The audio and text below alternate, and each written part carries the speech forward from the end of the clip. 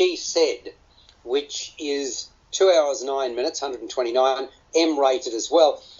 The dramatic downfall of Hollywood heavyweight producer Harvey Weinstein is what this is all about, captured through the tireless efforts of a couple of New York Times investigative reporters.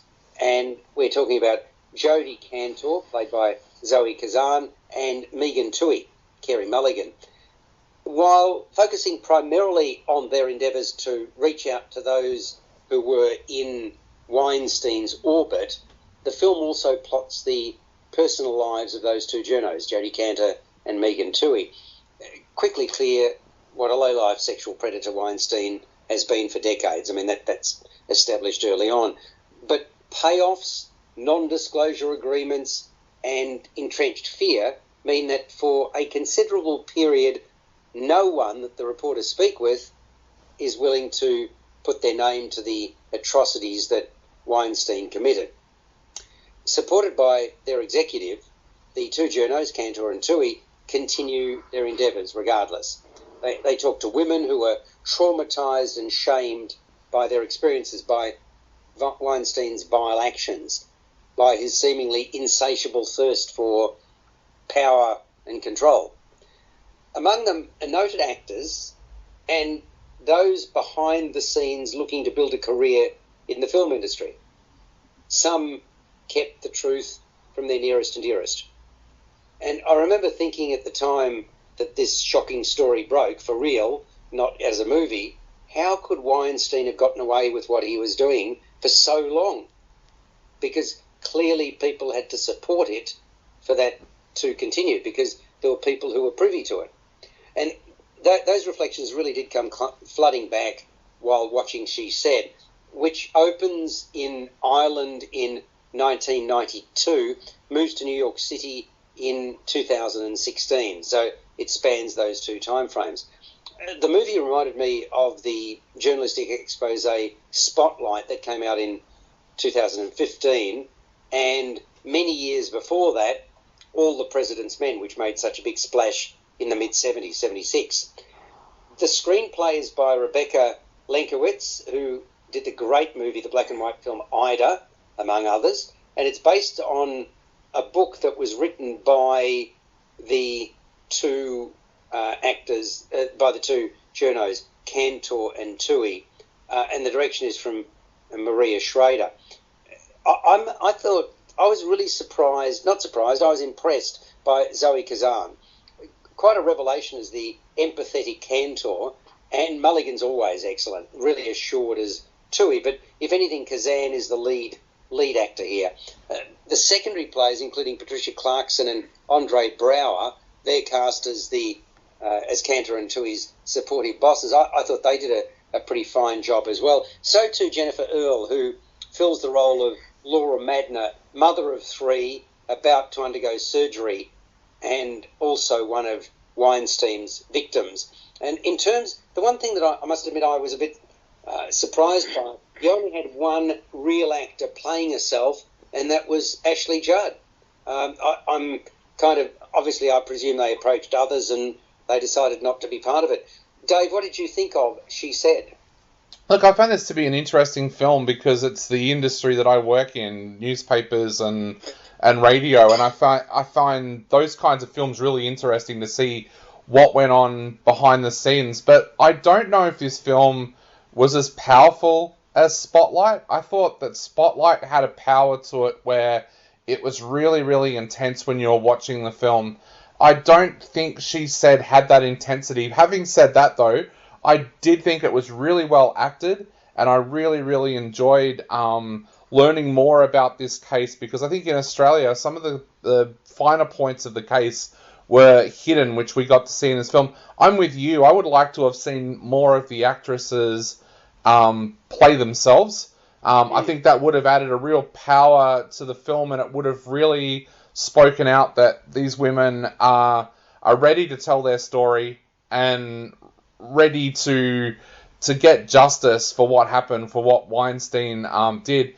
I think some scenes in this film works really well, and you are on the edge of your seat when the two journalists, Jodie and Megan, are on that verge of a breakthrough and they just need someone to tell their story or someone to give them the evidence that they require. I think that part of the film works really well. I just don't think it kept that intensity up right throughout the film in the same way that Spotlight did. No, I think it really showed its time as well. We mentioned with Compromat that the time passed quickly. I don't think the time did pass quickly here, and I knew too much about it. In other words, okay, the nuances and personal lives were reflected upon the personal lives of the two journos. I totally agree with you. I was absorbed by Spotlight, that it was an extraordinary film. I don't think this is the extraordinary film that Spotlight is. It's a decent film. By the way, it tanked in opening in the United States. Does that surprise you, Dave? Yes and no. I get the feeling in America that this is the story that people don't want to hear because they're still trying to pretend that this didn't happen, especially in the entertainment circles. I'm not sure how much press coverage it got in America. I know a few people have said to me that they thought that the film was being ignored by some outlets because of the Weinstein links kind of thing. So, look, it's one of those movies where I think it probably would have been better off in America being on a streaming platform, but it also had some pretty stiff competition when it came out in America as well. Well, it's very heavily dialogue-driven, isn't it? Yeah. As you can imagine a film like this would be. Lots of names are introduced, people are spoken with. So, in other words, you do need to concentrate if you're going to sort of get all of the nuance. It's very detail-rich, which I think is what helps lead to that 2-hour, 9-minute running time. I wouldn't have minded that being pared back a tad, especially as Weinstein's demise, I reckon, is familiar territory to those that followed the story. It was only a few short years ago. And of course, while this is going on, there are more court cases, and Weinstein is facing a much longer sentence if found guilty.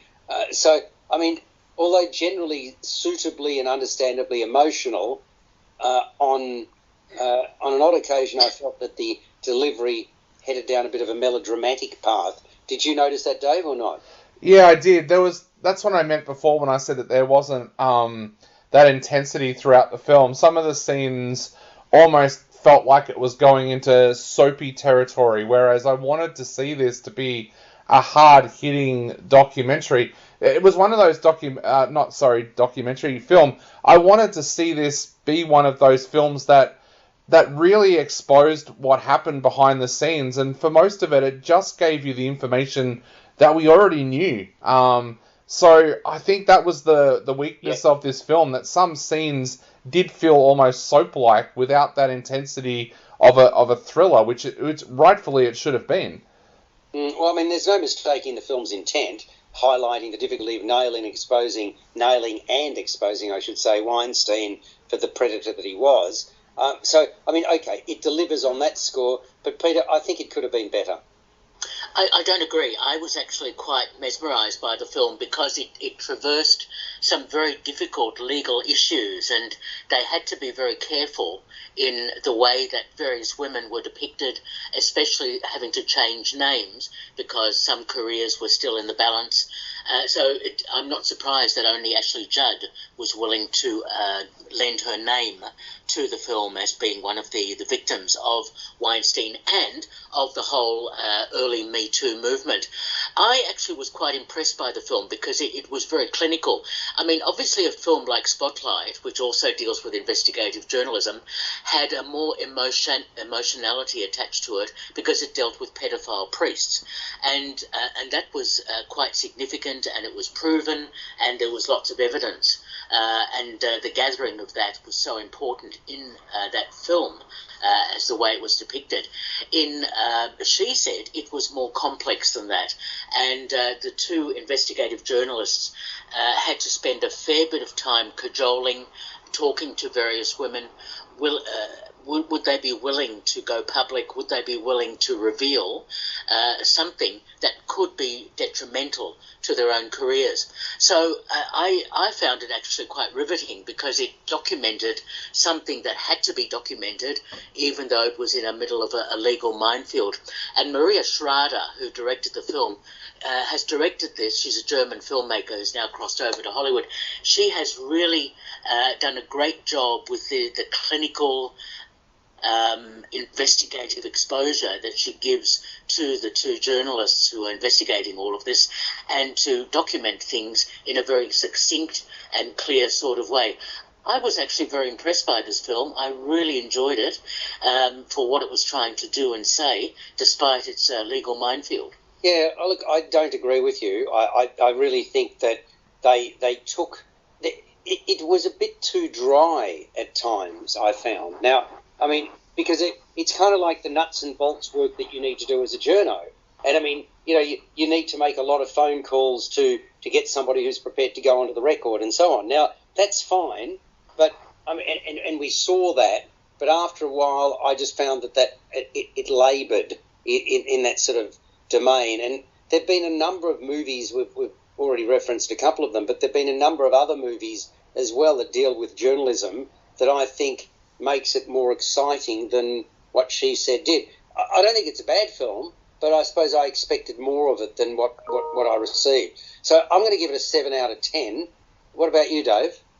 I'm giving it 6 out of 10. I thought there could have been a lot more done with the screenplay to have made this film more intriguing. And there's even elements that I know about the case that aren't revealed in this film either, which I found kind of surprising. Oh, really? Is there something you want to share there? Not really, for legal reasons, but yeah, just things that people I know who have worked on the inside have revealed that have been mentioned in the court case, but yeah, weren't mentioned in this film. No, fair enough. And Peter, so you're going to be the high mark here? Yes, I was quite impressed by the film. It documents a very important part of the early stages of the Me Too movement. 8 out of 10 from me. Wow, okay, I'm high score.